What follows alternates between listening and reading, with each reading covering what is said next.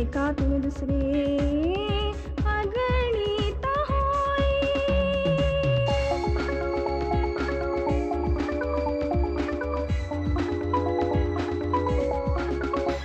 अशा काळाचा असा शोध हा काल उद्याचा आज शोध हा काल उद्याचा आज शोध हा. शोध शोध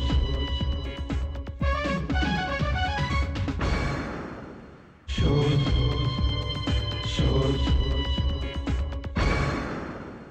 सई, जर चिटिंग असेल तरच जिंकता येतं ना. प्राजक्ता, तू कुठला विषय कुठे नेतेस? मी मी कुठला विषय कुठे नेते? तू गप्पच राहा. हे बघितलं, हे असं असतं हिचं. चांगल्या मूडचा सत्यानाश करते ही. तुझी सख्खी बहीण आहे ना, समजव जरा हिला, समजव. अगं चूक झाली ग माझी बाई, पण मी तुझ्याशी लग्न नाही करू शकत. का पण तू का नाही करू शकत माझ्याशी लग्न? कारण मी प्राजक्ताला नाही सोडू शकत. I am pregnant Pratap. तुला माहितीये त्याचे परिणाम काय होतील?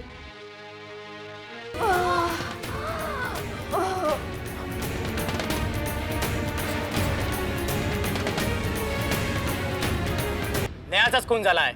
हा, मला सांगा, नेहा तुमची कोण? होणारी बायको की मैत्रीण? माझी मैत्रीण आहे ती. मला माझ्या वकिलाशी बोलायचं आहे. बोला ना, जरूर बोला. पण आमच्याकडे पुरावे आहेत म्हणूनच आम्ही तुम्हाला इथे बोलवलंय.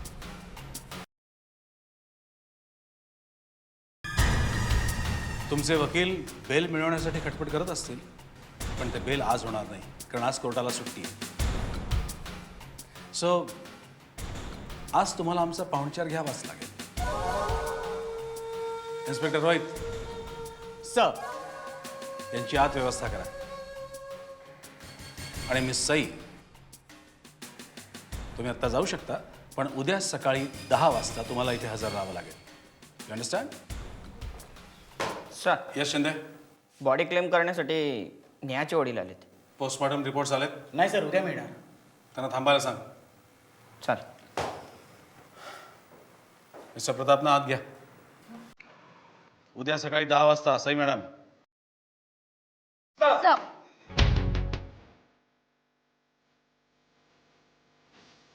सई, चल.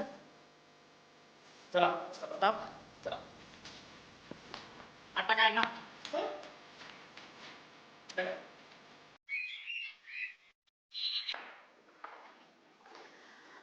Yes ma'am. आपण यांच्या वकील का? नाही, मी प्रतापची बायको Prajakta.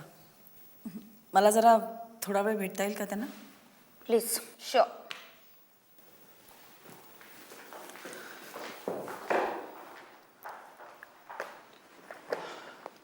Good morning Neeta. Good morning sir. या कोण? सर, या प्रतापच्या मिसेस प्राजक्ता.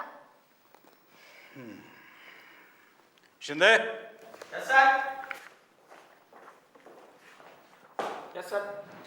कालच्या कामाचं काय झालं? सर, काल तुम्ही मला प्रतापच्या ऑफिसमध्ये पाठवलं होतं त्याच्या चौकशीसाठी. तो पूर्णपणे ऑफिसमध्ये होता की नव्हता यासाठी. तो काल पूर्णपणे ऑफिसमध्ये होता सर. हां, फक्त 1 तास लंचसाठी गेला होता आणि त्याच्याबरोबर कोणीही नव्हतं, एकटाच होता तो. आणि तो सर समोरच्याच कृष्णा हॉटेलमध्ये गेला होता. तिथे त्याने खिचडी भात खाल्लं. पण ते तिथे किती वेळ होते हे नीटसं कोणाला माहिती नाही. पण सर, ऑफिसमध्ये जाण्याची एंट्री आणि येताना पंच करण्याची मशीन आहे. त्यावरून आपल्याला तिथे पूर्ण कळतं की त्यांची हजेरी तिथे कितपत आहे आणि ते नोट केलेलं आहे तिथे सर्व. Good good. शिंदे, निघा तुम्ही. Yes sir.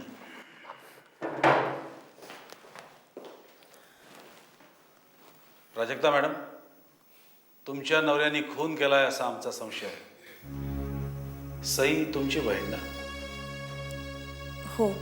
या खुनामध्ये सईचाही सहभाग आहे की तिला निष्कारणीयात गुंतवण्यात आलंय हे लवकरच कळेल. हवं तर तुम्ही वकील करू शकता, पण जर तुम्ही आम्हाला सत्य सांगितलं तर आम्ही तुमची जास्त चांगली मदत करू शकतो. सत्य काय सांगायचं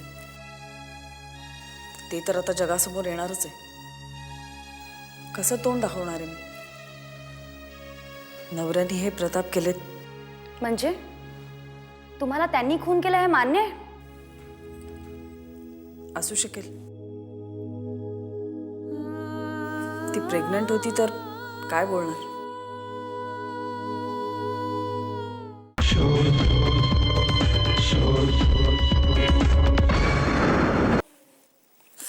ऐक ग, प्लीज त्यांना इथे बसवा. बसवा त्यांना इथे.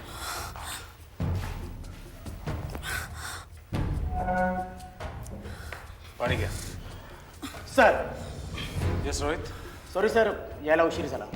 It's all right. या या प्राजक्ता मॅडम, प्रतापच्या मिसेस. हो. मॅडम पाणी घ्या.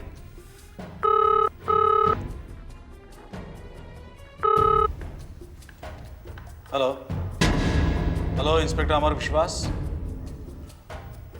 हां बोला डॉक्टर गोडबोले. इन्स्पेक्टर, नेहा विटकरची बॉडी पोस्टमॉर्टमसाठी नेली होती. त्याचा रिपोर्ट आलाय, सांगू का? बोला. 2 इंच आतपर्यंत चाकूचा वार आहे. Position right hand, back side तिरपी आहे.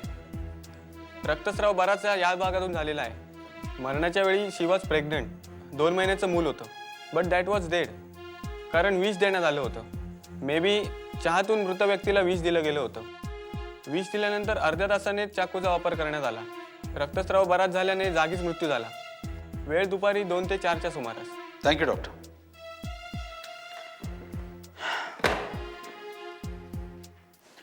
रोहित, डॉक्टर गोडबोल्यांचा फोन होता. पोस्टमॉर्टम रिपोर्ट आलेला आहे.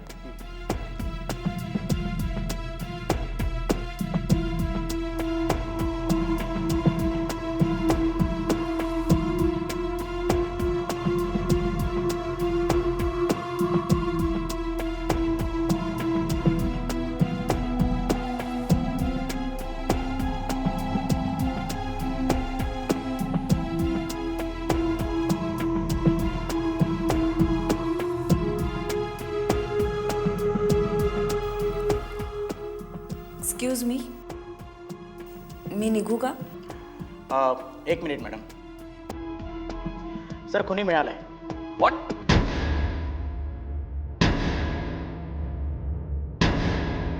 Yes sir. Can I? Sure. Sir आता तुम्ही सांगितलं की नेहाला आधी विष दिलं गेलं आणि नंतर चाकू मारण्यात आला. पण सर नेहाच्या राईट हँड शोल्डरला असा खाली तिरका वार आहे. करेक्ट. म्हणजे पिता काय ना या बाजूला असा तिरका वार आहे. म्हणजे तो राईट हँडने होऊच शकत नाही.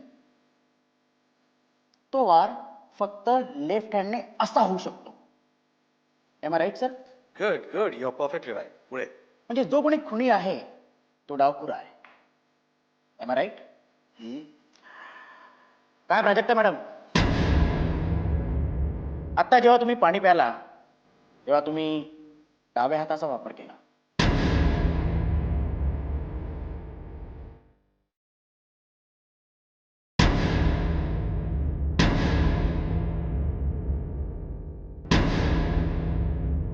बोला मॅडम, यावर तुम्हाला काय म्हणायचं आहे? हो हो हो, मीच खून केला.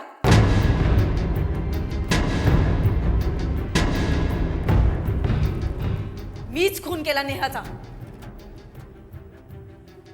प्रतापचं काहीतरी प्रेम प्रकरण सुरू आहे असा संशय आला मला. आणि नंतर त्याची खात्रीच पटली. त्यांचं प्रेम प्रकरण खूपच पुढे गेल्याचं कळलं.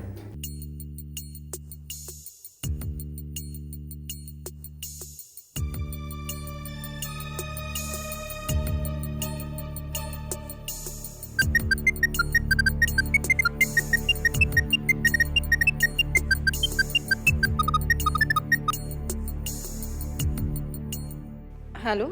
कॉंग्रॅच्युलेशन्स. कॉंग्रॅच्युलेशन्स. कशाबद्दल डॉक्टर? तुझा रिपोर्ट पॉझिटिव्ह आहे. माझा रिपोर्ट? माझा कसला रिपोर्ट? अगं मी नसलो म्हणून काय झालं? माझ्या नर्सने सांगितलं होतं. प्रताप आणि तू आली होतीस. काय?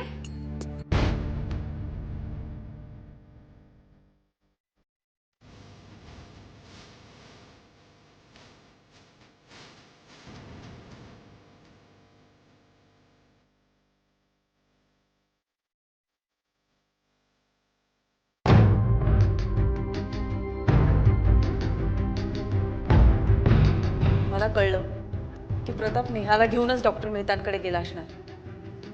शी वॉज प्रेग्नंट. संताप झाला माझा. काय करावं तेच कळेल असं झालं मला. दिवस जात होते आणि माझं टेन्शन वाढत होतं. मग सई आली आणि सईला सुद्धा ते कळलं आणि मी त्या दिवशी ठरवलं की आता बस. शेवटी विषाची पुडी घेतली आणि नेहाचं घर गाठलं.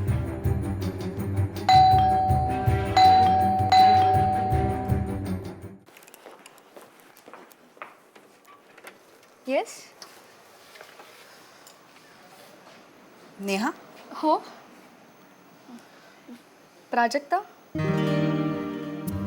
हो.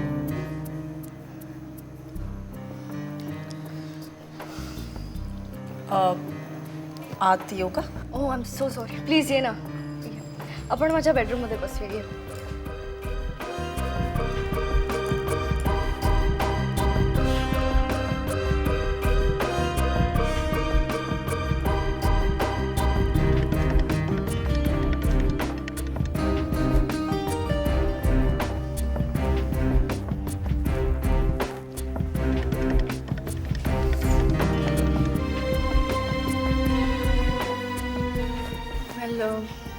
तू पाणी घेणार का?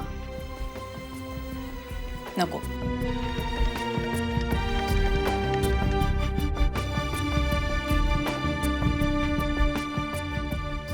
नेहा, जे काही घडतंय ते तुलाही माहिती आणि मलाही. प्रताप माझा नवरा आहे, पण तुम्ही दोघांनी माझा विश्वासघात केलाय. मी आत्तापर्यंत त्याचा संसार नीट सांभाळला, पण आता यापुढे ते शक्य नाही. मी हे सगळं नाही सहन करणार. तुला कळत कसं नाहीये नेहा? अगं तो दुटप्पीपणाने वागतोय. तो तुलाही फसवतोय आणि मलाही. त्याचं जर का खरंच तुझ्यावर प्रेम आहे तर मग तो माझ्याकडे घटस्फोट का नाही मागत? कधी विचार केलास याचा? नाही. मी सांगते. कारण आमच्या सगळ्या प्रॉपर्टीमध्ये मी 75% पार्टनर आहे. माझ्या नावावर लोन घेऊनच त्यांनी बिझनेस सुरू केला. जर का त्यांनी माझ्याकडे घटस्फोट मागितला ना तर तो कंगाल होईल. त्याच्यामुळे तो एक वेळ तुला सोडू शकतो, पण मला नाही. कळलं? हे बघ, मला त्याचा पैसा नकोय. खरंच नकोय. अगं माझ्या पोटात बाळ आहे त्याचं. मला तो फक्त नवरा म्हणून हवाय. Please please.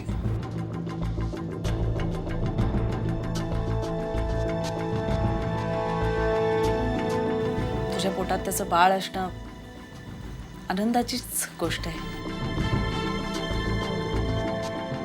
कारण ते मला कधी झालं नाही ना.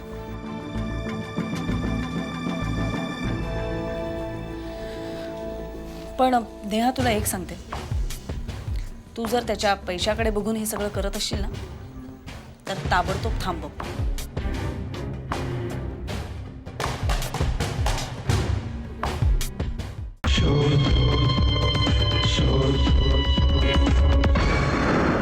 मला वाटलं ती बिथरेल.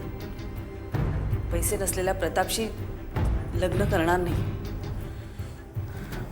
पण तिचं खरं प्रेम आहे त्याच्यावर.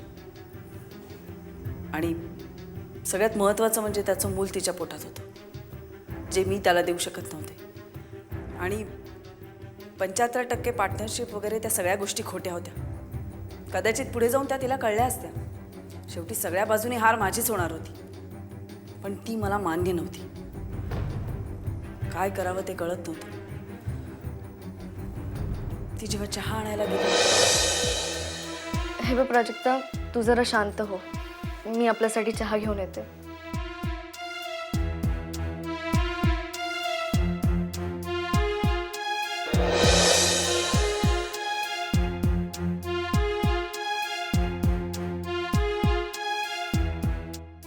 घे चहा घे.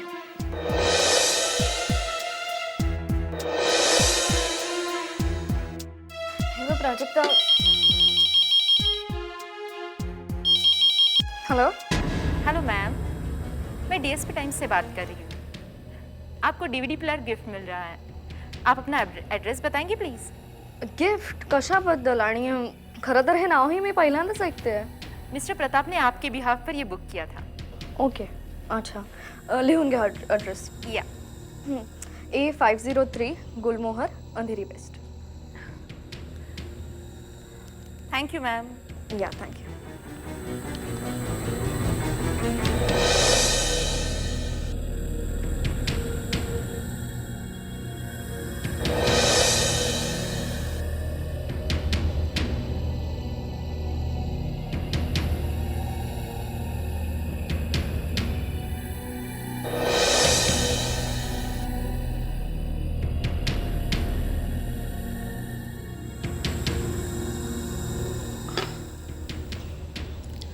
बरं मी निघते आता.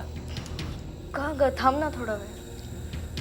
नाही, आपण पुन्हा कधीतरी बोलू, ठीक आहे?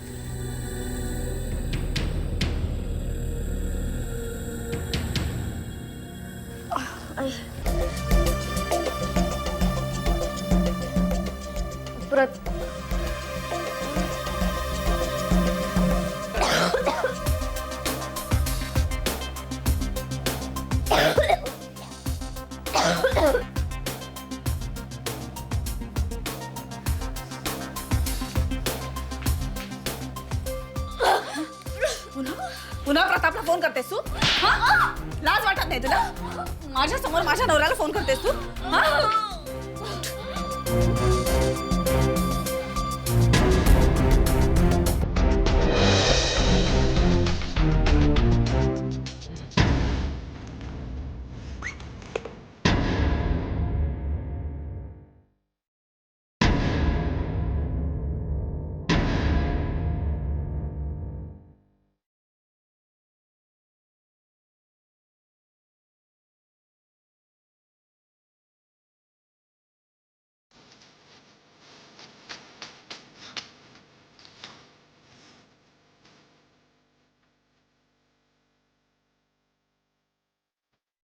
नेहा.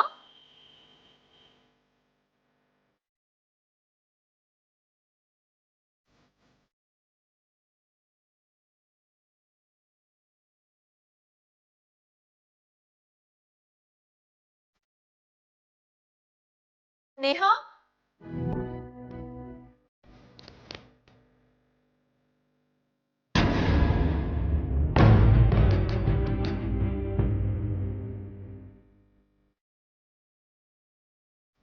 मला यात अपराधासारखं काहीच वाटत नाही.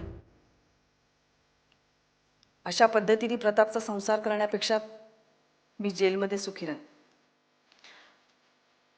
चुकताय तुम्ही मॅडम. खरं तर मिस्टर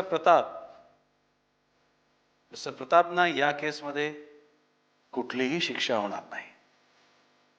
कारण नेहाने त्यांच्यावर प्रेम केलं, त्यांच्यावर विश्वास ठेवला, पण तुम्ही नेहाला मारलत तिच्या मुलासकट. प्राजक्ता मॅडम, जो जाब तुम्ही नेहाला विचारलात तो जर प्रतापला विचारला असता तर फार बरं झालं असतं. तुम्ही जर सत्याची कास सोडली नसती तर कायदा हातात घ्यावा लागला नसता, तुम्हाला शिक्षा झाली नसती. पण तुम्ही कायदा हातात घेतला तेव्हा तुम्हाला आता शिक्षा होईलच. आणि या सगळ्या गोष्टीचा सूत्रधार मिस्टर प्रताप मोकाट सुटेल. काही इलाज नाही. नीता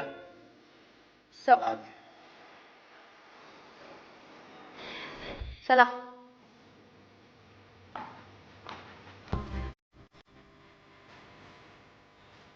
प्रतापला बाहेर येते.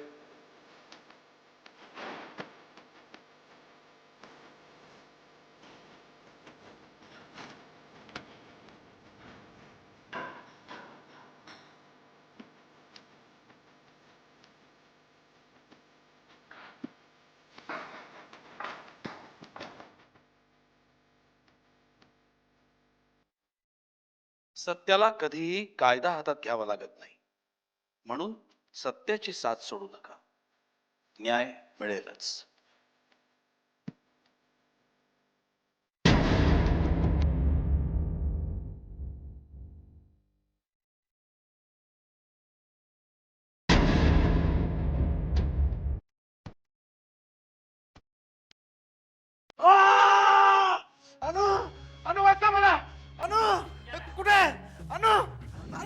विवेक काय झालं विवेक काळी माणसं अरे विवेक, अरे विवेक इथे कोणी नाहीये. अंधुकसे नुसते नजरेत काही एकातून दुसरे